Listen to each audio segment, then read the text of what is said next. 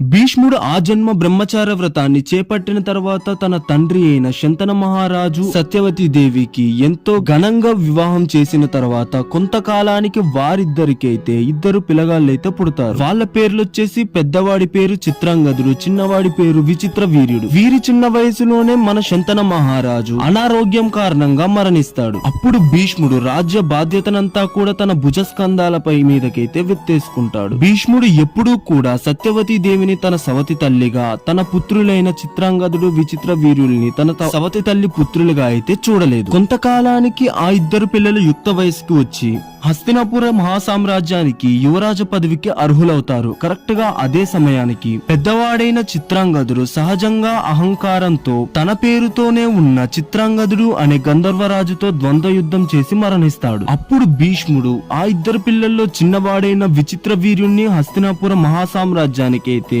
యువరాజుగా ప్రకటిస్తాడు. కానీ విచిత్ర వీర్యుడైతే ఆ సింహాసనానికి అర్హుడు కాదు, అంత సామర్థ్యం లేనివాడు. యువరాజ సింహాసనంలో విచిత్ర వీర్యుడు కూర్చున్న కూడా రాజ్యభారాన్నంతా కూడా తన మీద వేసుకొని భీష్ముడు రాజ్య కార్యాలనైతే చేస్తూ ఉంటాడు. భీష్ముడి సారథ్యంలో ఆ రాజ్యంలోని సిరి సంపదలు ఎన్నో వేల రెట్లు పెరిగాయి. ఆ రాజ్యంలోని ప్రజలు కూడా ఎంతో సుఖ సంతోషాలతో తొలతూగుతూ ఉన్నారు. అదే సమయానికి కాశీరాజు తన ముగ్గురు కుమార్తెలైన అంబ, అంబిక, అంబాలికలకైతే వివాహ స్వయంవరాన్నైతే ఏర్పాటు చేస్తాడు. ఈ ముగ్గురు కుమార్తెలు ఎంతో సౌందర్య రాశులు. వీళ్ళ కోసమైతే ఎంతో మంది రాజులు ఎంతో దూరం నుంచి ఆ స్వయంవరానికి అయితే వస్తారు. అదే సమయానికి ఈ విషయం తెలుసుకున్న భీష్ముడు ఆ ముగ్గురు కుమార్తెలనైతే తన తమ్ముడైన విచిత్ర వీరుడికిచ్చి పెళ్లి చేయాలని నిశ్చయించుకుంటాడు. దీనికోసం భీష్ముడే స్వయంగా ఆ స్వయంవరానికి అయితే వెళ్తాడు. భీష్ముడు ఆ సభలోకి వచ్చి ఆ ముగ్గురు క్షత్రియ కాంతలనైతే తన రథంపైకి ఎక్కించుకొని ఈ ముగ్గురు క్షత్రియ కాంతల్ని క్షత్రియ వివాహం ప్రకారం హస్తినాపుర యువరాజైన విచిత్ర వీరుడికి అయితే ఇచ్చి పెళ్లి చేయడం కోసం తీసుకువెళ్తున్నాను. మీలో ఎవరికైనా నన్ను ఆపేంతట సామర్థ్యం ఉంటే నాతో యుద్ధం చేసి వీళ్ళని గెలుచుకోండి అని చెప్తాడు. అప్పుడు అక్కడున్న రాజులందరూ తమ తమ ఆయుధాలనైతే అందుకొని భీష్ముడి పైకి యుద్ధానికైతే దిగుతాడు. భీష్ముడైతే వాళ్ళు వేసిన బాణాలన్నిటికీ కూడా సమాధానం ఇస్తూ 2 బ్లాక్ హోల్స్ లాంటి రంధ్రాలనైతే తన ముందు సృష్టిస్తాడు. వాళ్ళు వేసిన ఆయుధాలన్నీ ఒక రంధ్రంలోంచి లోపలికి వెళ్లి ఇంకో రంధ్రంలోంచి వాళ్ళ మీదకి తిరగబడతాయి. తాను ఇంకొక బాణాన్ని ఆకాశం వైపు వేసి అందులోంచి అగ్నిగుండాలైతే అందరి మీద పడేటట్టు చేసి అందరినైతే భయభ్రాంతులకి గురి చేస్తాడు. అలాగా అందరూ పారిపోతుంటే వాళ్ళ మధ్యలోంచి ఒక రథం అయితే సూటిగా భీష్ముడి వైపే వస్తుంటుంది. ఆ రథం మీద ఉంది ఇంకెవరో కాదు సార్వమహారాజు. ఆ మహారాజు మరియు కాశీరాజు ముగ్గురు కుమార్తెల్లో పెద్దదైన అంబాదేవి అయితే ప్రేమలో ఉంటారు. అదే సమయానికి సార్వమహారాజు భీష్ముడి వైపు వచ్చి నీకు సామర్థ్యం ఉంటే నన్ను గెలువు అని చెప్తాడు. అప్పుడు భీష్ముడు తన వింటినారిని ఎక్కుపెట్టి ఒకేసారి 3 బాణాలనైతే విసురుతాడు. ఒకటి రథసారథికి, ఇంకోటి ఆ రథం మీద ఉన్న జెండాకి, ఇంకొకటి మన సార్వమహారాజు యొక్క కిరీటానికి తగులుతాయి. ఇంకొక బాణం ఎక్కుపెట్టేసి మన సార్వమహారాజు చేతిలో ఉన్న ధనుస్సును కూడా కింద పడేస్తాడు. అలాగా ఆ సార్వమహారాజును ఓడించి ఈ ముగ్గురు క్షత్రియ కాంతలనైతే తన రాజ్యానికైతే తీసుకెళ్లి విచిత్ర వీరుడికి పెళ్లి చేయాలని నిశ్చయించుకొని తీసుకువెళ్తూ ఉంటాడు. వీళ్ళని స్వాగతపరచడం కోసం హస్తినాపుర గుమ్మం దగ్గరే మన సత్యవతి దేవి హారతులు పట్టుకొని చాలా ఘనంగా భారీ ఎత్తున భజంత్రులతో అయితే రెడీగా ఉంటారు.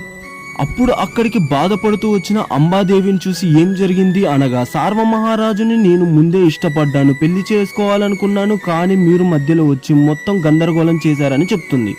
అప్పుడు విషయం అర్థం చేసుకున్న భీష్ముడు సత్యవతి దేవి అయితే మీరు స్వయంవరానికి సిద్ధమయ్యారని తెలుసు కాబట్టి మీ మనసులో ఎవరు లేరు అనుకోనే మిమ్మల్ని మేము గెలుచుకున్నాం తప్ప మీకు ఇలాగా వేరే వాళ్ళంటే ఇష్టం ఉందని తెలిస్తే మిమ్మల్ని మేమైతే తీసుకువచ్చే వాళ్ళం కాదని చెప్పారు. అప్పుడు సత్యవతి దేవి నీవు ప్రేమించిన ఆ సార్వమహారాజు దగ్గరికి మీరు వెళ్ళొచ్చు అని చెప్తుంది. అప్పుడు ఎంతో సంతోషపడ్డ అంబాదేవి సార్వమహారాజు దగ్గరికి వెళ్ళగా సార్వమహారాజు నిన్ను ఇంకొకరైతే స్వయంవరంలో యుద్ధం చేసి గెలుచుకున్నాడు, ఇప్పుడు అతను భిక్షగా పడేసిన నిన్ను నేను పెళ్లి చేసుకోలేనని చెప్తే అదంతా వచ్చి భీష్ముడికి సత్యవతి దేవికి అంబాదేవి చెప్తుంది.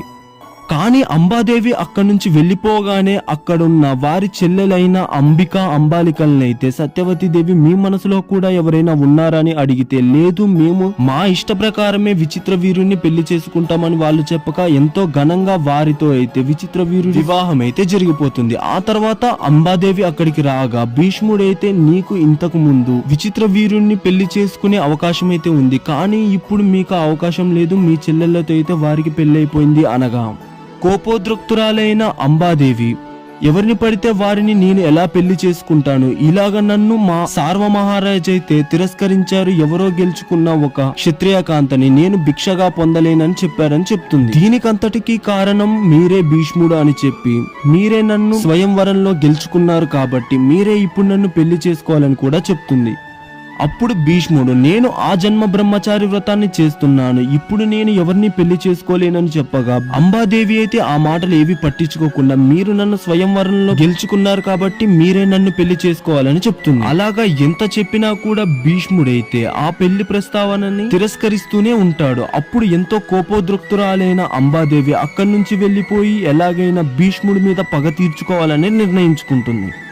అలాగా భీష్ముడి మీద పగ తీర్చుకోవడానికి తనకంటే శక్తివంతుడైన ఒకే ఒక్కడు తన గురువు అయిన పరశురాముడి దగ్గరికి అయితే వెళ్ళాలనుకుంటుంది. నెక్స్ట్ మహాభారతంలోని ఎపిసోడ్ 4 గురించి అయితే తర్వాత వీడియోలో అయితే చూద్దాం. వీడియో నచ్చితే లైక్, షేర్, సబ్స్క్రైబ్ చేసుకోవడం అయితే మర్చిపోకండి. ఇంతవరకు ఛానల్ ఎవరైనా సబ్స్క్రైబ్ చేసుకోకపోతే అర్జెంట్ గా వెళ్ళి సబ్స్క్రైబ్ చేసుకోండి. అండ్ ఇంకో ఇంట్రెస్టింగ్ వీడియోతో మళ్ళీ కలుద్దాం.